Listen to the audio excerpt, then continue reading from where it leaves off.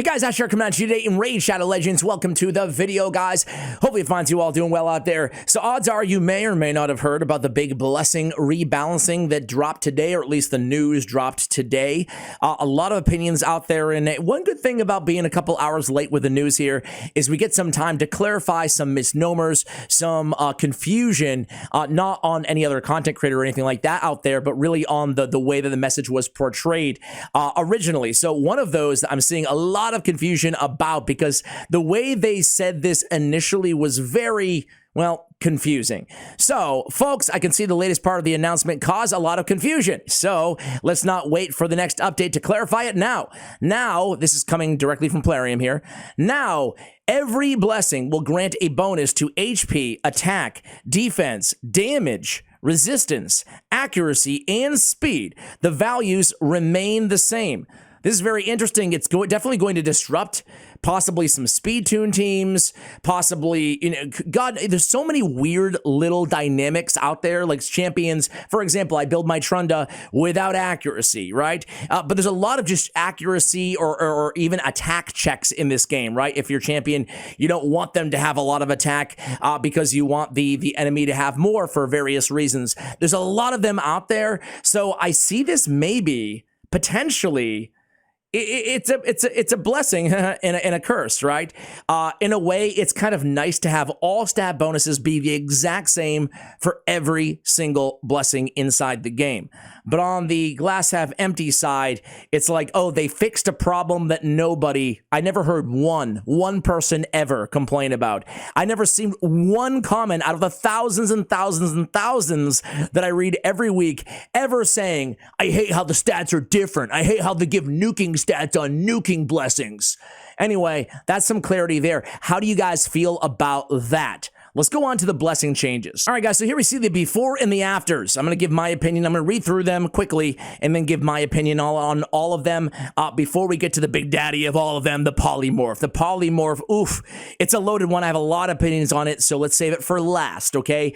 Dark Resolve. By the way, just kind of a spoiler alert for you guys, I actually like most of these changes, with the exception of the conversation around polymorph.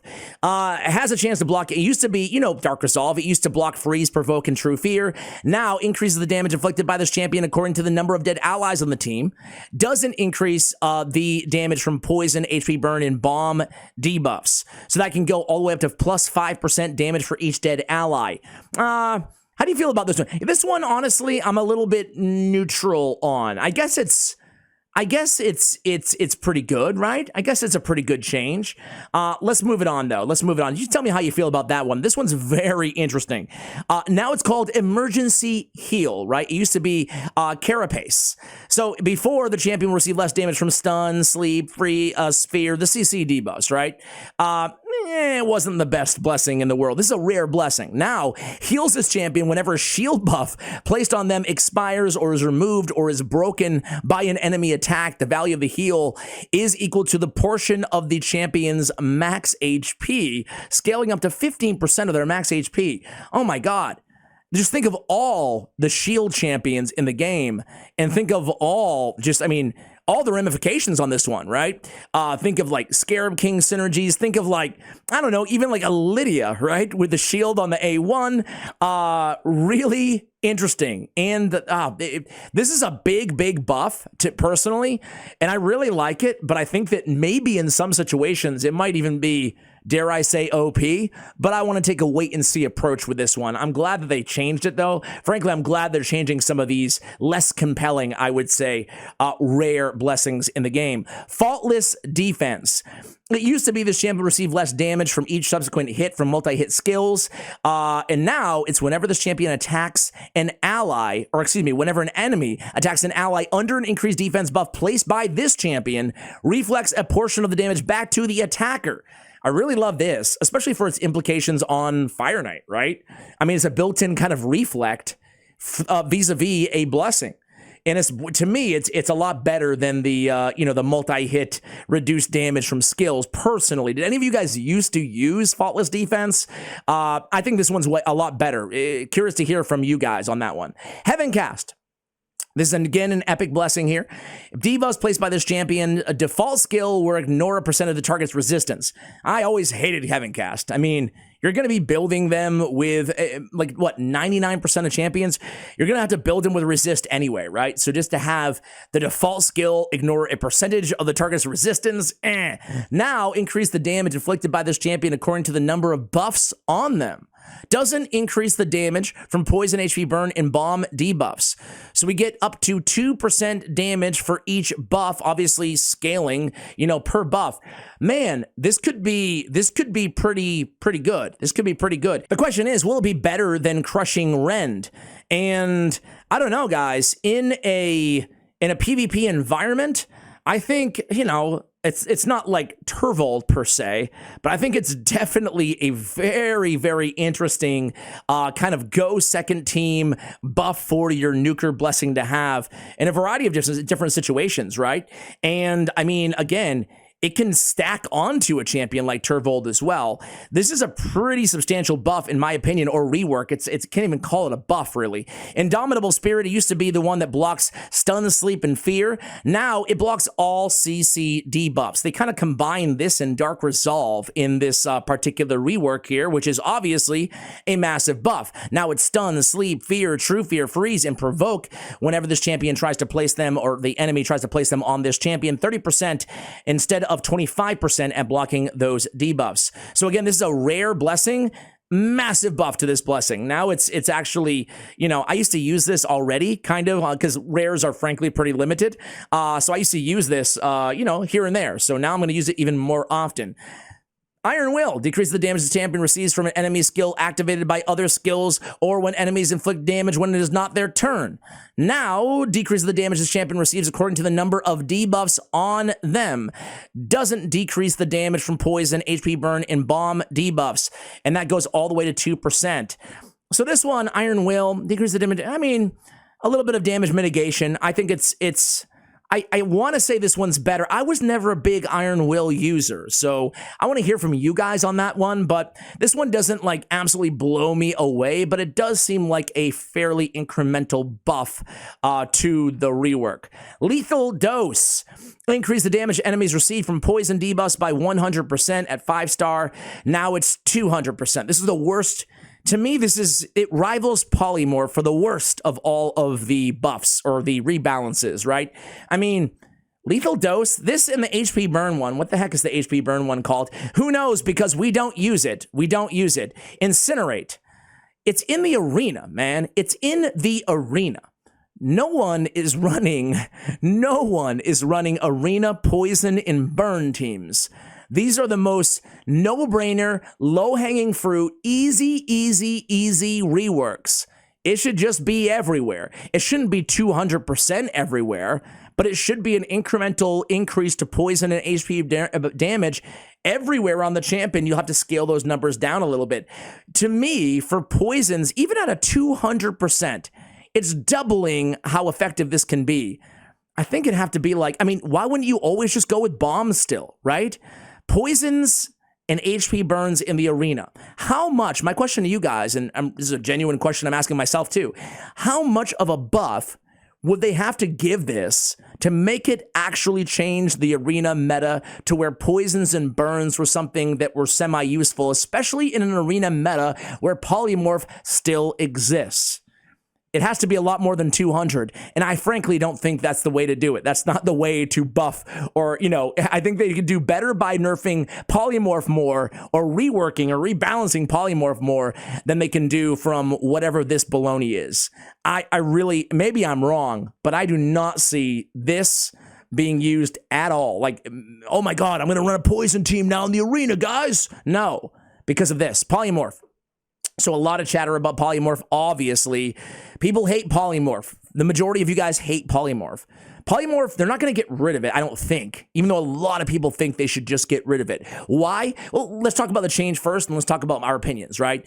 So basically, I'm not going to read the entire thing to you guys. I'm just going to keep it super simple, because it reads rather confusing. I think it could be a lot less confusing.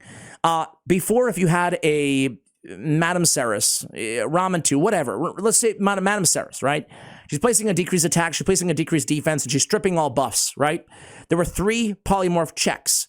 Now there's only 1 per turn, okay? So it's basically nerfed polymorph, right? Which is what people wanted to have happen.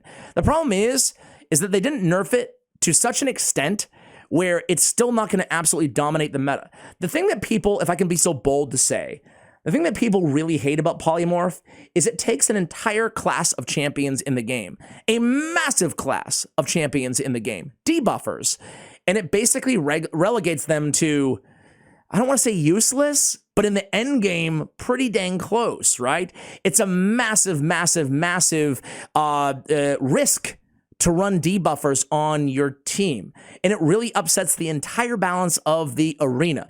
It makes for a lot slower and more arduous arena battles throughout the arena having polymorph, because the fastest way, let's not talk about the top 1% of players, let's talk about the majority of players, people trying to farm their great halls, right?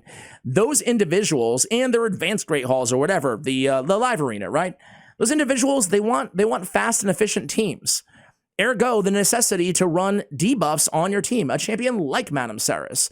And the idea, the whole concept of polymorph, it really takes all of that away, or it certainly mitigates the speed, the alacrity of which you can farm the arena, right? Farm your Great Hall, that is. And it makes for just a slows down and laborious process for everybody inside the arena. I don't think this goes far enough, but I think it just really has to be, I don't know how you address polymorph, guys. I think the majority of players, based on my feedback, based on your guys' comments, your answer would be delete it, Ash. That's how you fix polymorph. You delete it. You get rid of it. I don't think they're going to do that unless an incredibly, totally different rework where it does something totally different. Maybe that's in the cards, but now they've made their decision. I don't think they're going to go away from it here. It's better than it was yesterday, glass half full, right? But it doesn't really solve the underlying issue of polymorph, right? Glass half empty. Doesn't really fix anything long term. It makes it a little bit easier to bear. Maybe you'll run into a little bit less sheep this way. There's no doubt about that, right? So the problem is why would they introduce this in the first place? A mechanic that makes an entire class of champions not useless, but not very useful in a lot of situations. Who knows? Who knows? But the only other way I can think of to address this issue is to add even more champions to the game that remove sheep debuff, or make a block sheep buff. I don't know. Is that going too far? At the start of every round, this champion places a block sheep on all allies. Would that mitigate polymorph to the extent where it wouldn't dominate the arena meta so much?